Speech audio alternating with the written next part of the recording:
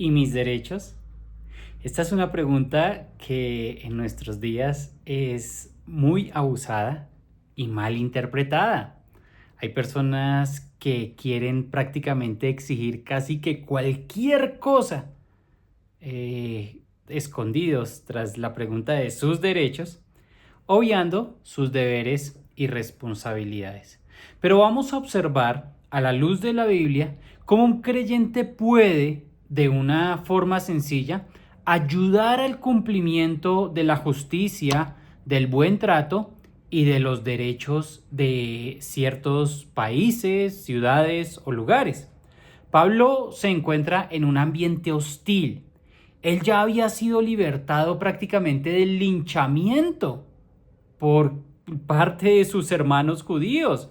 Él está hablando acerca de su testimonio, de su conversión y también de su misión. Pero el auditorio, las personas que le escucharon hasta cierto punto. Y ahí en ese momento se armó tremendo alboroto. Querido hermano, amigo que quizás sigue esta serie en el libro de los Hechos, abra su Biblia en Hechos capítulo 22 y versículo 22. Hechos 22, 22. Como ya lo dijimos, Pablo está hablando de su testimonio, de su encuentro con el Señor y también está diciendo con respecto a su misión, a qué fue lo que Jesús lo mandó que hiciese y le oyeron hasta cierto punto. Mira el versículo 22 del capítulo 22 de los Hechos. Dice, y le oyeron hasta esta palabra. Entonces alzaron la voz diciendo, quita de la tierra a tal hombre, porque no conviene que viva. ¿Se imagina? Estas palabras son serias, son fuertes. Escuchan a Pablo hasta que pronuncia la palabra gentiles. No era un delito predicar a los gentiles, pero que un judío enseñara a los gentiles a no abrazar el judaísmo, circuncidándose, guardando la ley ceremonial, eso sí les ofendía. Su celo religioso y nacionalista se hizo visible. ¿Por qué? Porque para el Evangelio, los judíos y los gentiles están en el mismo plano delante de Dios. Y tanto judíos como gentiles necesitan aceptar la obra redentora del Salvador en la cruz del Calvario. Por esa causa la multitud estaba enfurecida y pedía la muerte de Pablo. La actitud de antes de esa misma multitud enfurecida con Esteban era muy similar. Con el Señor Jesucristo, prácticamente la misma. Ese odio generó ese desprecio tan fuerte que ellos dicen, quita de la tierra a tal hombre, no conviene que viva. Era tremenda la declaración, queremos matarlo, queremos que sea esta persona muerta de inmediato. Entonces en el versículo 23 dice, y como ellos gritaban y arrojaban sus ropas y lanzaban polvo al aire. Cuando arrojaban sus mantos y lanzaban polvo era una expresión común de ellos. Ellos estaban expresando, era un rechazo total contra Pablo y un rechazo total contra el mensaje de Pablo. Probablemente el tribuno o el comandante romano no pudo entender las palabras que Pablo les estaba diciendo a ellos en arameo. Lo único que podía era apreciar que desde ese silencio pasó a tremendo alboroto. Entonces no entendía la causa de ello, por eso su reacción, la del versículo 24. Mira el versículo 24. Mandó el tribuno que le metiesen en la fortaleza y ordenó que fuese examinado con azotes para saber por qué causa clamaban así contra él. Por una parte, pidiendo que metiesen al prisionero en la fortaleza, estaba manteniéndolo seguro, sí, cuidándolo de una muerte prematura, pero también dice, quiero que sea examinado con azotes. ¿Por qué? ¿Qué es esto de ser examinado con azotes? Bueno, la ley romana consentía en infringir un castigo de azotes a esos esclavos que quebrantaban la ley en esos territorios ocupados por los romanos y se hacía mediante castigos. Esto ellos, como ya lo sabemos y lo hemos observado quizá en películas, eran cosas que agarraban con correas de cuero, habían allí en las puntas trozos de metal y pedazos de hueso, y al aplicar este castigo sobre las espaldas del flagelado, estos golpes con estos cueros, con estas puntas de metal y de hueso, producían tremendos azotes, posteriormente tremendas infecciones. Recordemos pues el tiempo del cual estamos hablando. Habían surcos en la piel, nada menos que lo que pasó con nuestro Señor Jesucristo. Hoy conoceríamos ese tipo de torturas o ese tipo de examinarlo con azotes, como hacer una tortura para hablar o decir la causa de aquel alboroto, qué fue lo que pasó. O también se usaba en el tiempo, como se usa hoy día, para declararse inculpables de algún delito o decir el autor intelectual de ese delito o de la fechoría que se cometió, o también nombrar los cómplices, con quién más los hizo, cómo lo hizo, quién está detrás de todo ello, y por eso se hacen torturas. En toda la historia, desafortunadamente, ha sucedido de esta manera. Pero miremos el versículo 25. Pero cuando le ataron con correas, Pablo dijo al centurión que estaba presente: ¿os es lícito azotar a un ciudadano romano sin haber sido condenado? Bueno, Pablo había sido azotado en algunas ocasiones. Él mismo escribe en la segunda carta a los hermanos en Corinto: es que yo he recibido de los judíos 39 azotes en 5 ocasiones. Y de las autoridades de Filipos también recibió castigo con varas. Pero en esta ocasión él sí iba a reclamar sus derechos. Sin duda, la pregunta que formula Pablo la hace en idioma griego y dice: ¿es legal azotar a un romano sin sentencia de un juez? La respuesta es: no es legal, pues según la ley romana, quien tenía la ciudadanía romana debía ser respetado en todo, de modo que sin sentencia judicial no podía actuarse contra él. Entonces, cuando el centurión, mira el versículo 26, cuando el centurión oyó esto, fue dado aviso al tribuno diciendo: ¿qué vas a hacer?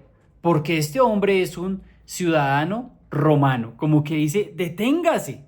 Los que escuchó el centurión de inmediato lo comunica al tribuno, que era una advertencia enfática de que eso se podía hacer una falta grave para el responsable de todo lo que Roma hiciere en este momento. Él había tomado la determinación de azotar a un ciudadano romano, pero deténgase, espere un momento. Mandar a azotar, una vez más, mandar a azotar a un ciudadano romano sin previo juicio iba a resultar en la degradación del tribuno, hasta tal punto de ser retirado del mando de la legión. Y de esta aproximadamente eran unos 6 centuriones allí. Entonces eso iba a ser tremendo lo que iba a suceder allí con este tribuno. Entonces, mira el versículo 27. Vino el tribuno y le dijo: dime, ¿eres tú ciudadano romano? Le pregunta a Pablo, y Pablo responde: sí. Entonces, definitivamente este no fue un día tranquilo para este comandante, para este tribuno, porque primero el tumulto en el templo, luego tuvo que liberar prácticamente de las manos del pueblo a Pablo. No sabía bien quién era Pablo. Luego tuvo que introducirlo en la fortaleza para evitar que ese pueblo amotinado matara al prisionero Pablo, y eso también era un problema para él. Y ahora estaba a punto de hacer algo en contra de la ley romana, y estaba a punto de cometer un error. Entonces, miremos el versículo 28. Respondió el tribuno: yo con gran suma adquirí esta ciudadanía. Entonces Pablo dijo: pero yo lo soy de nacimiento. La respuesta implica cierto recelo, sorpresa e impacto por parte del tribuno, llamado Lisias en ese tiempo. Ahora conoce por qué Pablo es ciudadano romano, que era por nacimiento. Habían por lo menos 3 formas de recibir la ciudadanía. Una era pagar un precio, una suma legal pero también había en ese momento funcionarios corruptos que por dinero ofrecían esta ciudadanías falsificadas, pero era toda una corrupción que se descubrió también en algún tiempo. Otra forma de recibir la ciudadanía romana era como recompensa a favores hechos a Roma o a servicios prestados a Roma. Entonces era como un premio que daban esa ciudadanía, y otra era por haber sido nacido de una familia que tenía ciudadanía o haber nacido en una ciudad que tuviera el privilegio de conceder la ciudadanía a esas personas que nacieran en ella. Entonces, Licias la obtuvo pagando. Esperemos que lo haya hecho de manera legal, pero lo que sí decía Pablo: yo lo soy de nacimiento. Y miremos el versículo 29. Así que luego se apartaron de él los que iban a dar tormento, y aún el tribuno, al saber que era ciudadano romano, también tuvo temor por haberle atado. El tormento o la tortura ya no se iba a producir, pero ya no iba a ser esa ejecución de ese examen mediante azotes, no iba a pasar esa tortura, pero ahora el tribuno sí era culpable de algo incorrecto. ¿Por qué? Porque estuvo atado al que tenía los derechos a la protección como ciudadano romano. A manera de aplicación, querido amigo, si usted ha esperado hasta aquí, espéreme 2 minutos más la aplicación que podemos dar. Como creyente, usted puede usar sus derechos conforme a las leyes. La persecución y el sufrimiento por causa de Cristo es algo que todos debemos estar dispuestos, pero en ningún modo ese dolor infringido, ese castigo puede buscarse como una manifestación de espiritualidad. No, querido amigo, querido hermano, no puedo decir que permito que me golpeen, que me roben, que hagan toda clase de situación porque soy creyente. Esto no se da así. Cada país tiene sus derechos, sus normas, sus deberes, sus reglas, los cuales cada uno de nosotros debe conocer. Segundo, es que el cristiano debe cuidar su cuerpo como instrumento de trabajo para el Señor. Es el templo del Espíritu Santo. Cuando le sea necesario ejercer sus derechos como ciudadano de un país para defenderse de los malos tratos, pues debe seguir el ejemplo de Pablo. Debe decir: un momento, hay derechos, hay deberes, de responsabilidades, pero debo seguir ese lineamiento. Y también este lineamiento involucra la defensa en cuanto a los malos tratos con respecto al matrimonio, con respecto a sus hogares, con respecto a sus familias. La iglesia cristiana no debe promover mártires, para nada, en absoluto, sino creyentes en las mejores condiciones para ser testigos de Cristo con la mayor paz, con el mayor de los tiempos, con la mayor de las condiciones posibles para ejercer sus dones. No puedo estar defendiendo una cosa y tapando un maltrato físico que se pueda estar dando en medio de cada hogar. Eso no se puede permitir.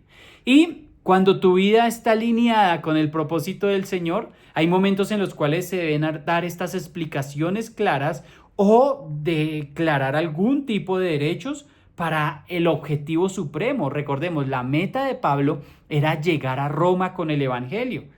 Lo que pretendían los judíos, los de su propia sangre en ese momento, era su muerte. Así que Pablo se defiende. ¿Por qué? Porque tiene claro el propósito de su vida y ministerio. Por eso defendió sus derechos, no por sus propósitos personales y egoístas, sino por algo más grande y sublime: el propósito de la cruz. Buen día y bendiciones.